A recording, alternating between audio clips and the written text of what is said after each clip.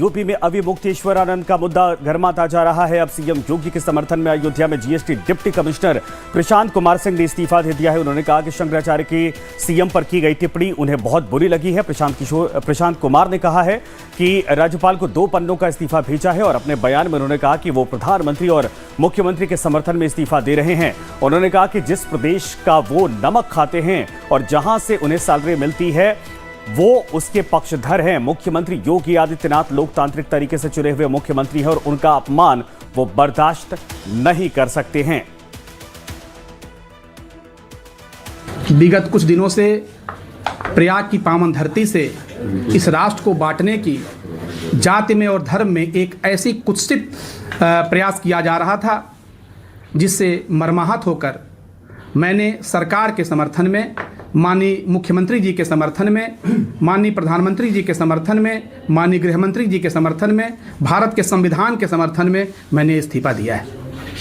क्योंकि प्रयाग की पावन भूमि से श्री अवमुक्तेश्वरानंद जो शंकराचार्य जी हैं, उन्होंने हमारे प्रदेश के चयनित मुखिया को, जो कि एक संवैधानिक तरीके से इस पद पे आसीन हैं, उनके खिलाफ अनर्गल प्रलाप किया है। तो राजीव ओझा हमारे साथ, हमारे सहयोगी इस वक्त जुड़ गए हैं। राजीव, वाकई में पहले देखिए प्रयागराज में जो कुछ हुआ वो जमकर बवाल हुआ, फिर राजनीति आई और अब तो ब्यूरोक्रेसी में भी राजनीति आ गई है। पहले विरोध में इस्तीफा, अब समर्थन में इस्तीफा एक और।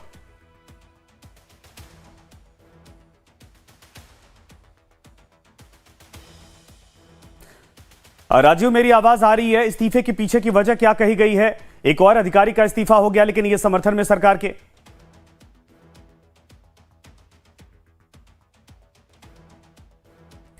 लगता है संपर्क नहीं हो पा रहे, लेकिन आपको बता दें कि पहले आपने देखा कि सिटी मजिस्ट्रेट बरेली की तरफ से अपना इस्तीफा दिया गया था। उन्होंने कहा कि जिस तरीके से पंडितों के साथ और जो बटुक थे उनके साथ व्यवहार किया गया था, अविमुक्तेश्वरानंद को लेकर जिस तरीके से राजनीति हो रही उससे वो आहत है। साथ में यूजीसी के नियमों को लेकर भी उन्होंने अपनी बात कही थी। लेकिन इधर अब एक और इस्तीफा, और ये खबर है कि इस बार ये जो इस्तीफा ये मुख्यमंत्री के पक्ष में दिया गया है और ये कहा गया है कि सूबे के मुखिया जिनकी वजह से प्रदेश आगे बढ़ता जा रहा है, जिनकी हम नौकरी करते हैं, जिस सरकार के अंडर जिनसे हमें सैलरी मिलती है, जिनका हमने नमक खाया है, उनका अगर अपमान होगा तो उससे वो मर्माहत हैं, वो बर्दाश्त नहीं करेंगे। उन्होंने अपने पद से फिलहाल इस्तीफा दे दिया है। यह बड़ी खबर इस वक्त आ रही है।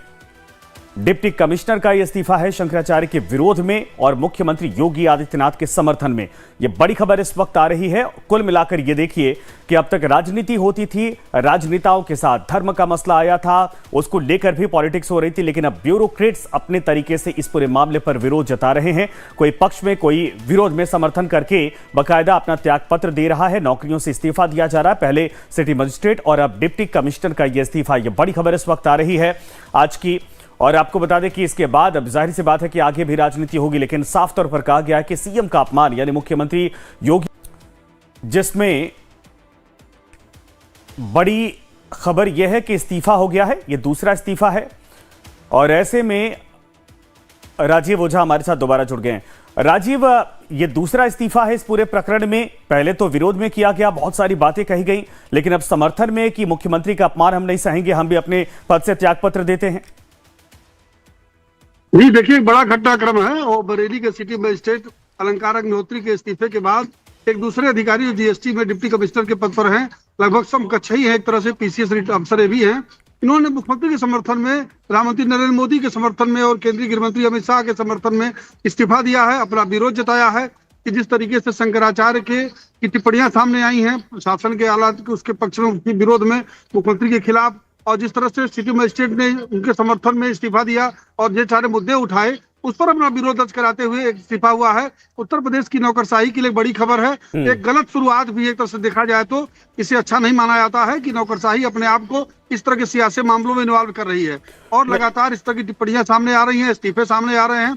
देखना होगा कि शासन इस इस्तीफे पर क्या एक्शन में आता है, क्या फैसले लेता है। जिस तरह से सिटी मजिस्ट्रेट के फैसले को, इस्तीफे को स्वीकार करने से पहले उन्हें निलंबित कर दिया गया था। हाँ। अब देखना होगा इस मामले में भी शासन स्तर से क्या कार्रवाई होती है। नहीं, ये बात तो बिल्कुल सही आपने कही कि गलत परंपरा की शुरुआत की जा रही, क्योंकि अधिकारियों का काम होता है शासनादेश का पालन करना, लेकिन ये तो पॉलिटिकल व्यू रखा जा रहा है, पॉलिटिकल नैरेटिव गढ़ा जा रहा है। कोई पक्ष में, कोई विरोध में, अलग अलग मसलों को लेकर अपने तरीके से राजनीति की जा रही है। ब्यूरोक्रेसी में पॉलिटिक्स घुसना कितना खतरनाक है देश के लिए भी और प्रदेश के लिए भी। ये बिल्कुल देखिए अच्छी शुरुआत नहीं है, एक बहुत ही खराब संकेत है और कहीं कहीं से यह जो है ब्यूरोक्रेसी के राजनीतिकरण का संकेत है। यानी जो अधिकारी हैं वो कहीं कहीं से सियासी चीजों से प्रभावित होकर के काम कर रहे हैं और ये निश्चित रूप से जब सेवा में रहे होंगे तो वहां भी इसी तरह से प्रभावित होकर काम कर रहे होंगे।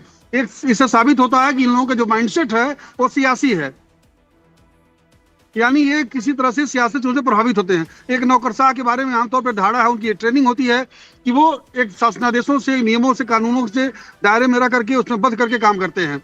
लेकिन जिस तरह की प्रतिक्रिया इस समय अधिकारियों की तरफ से आ रही है ये ठीक नहीं है और उत्तर प्रदेश के जो नौकरशाही में शीर्ष पर बैठे हुए लोग हैं उन्हें इस पर गंभीरता से सोचना पड़ेगा।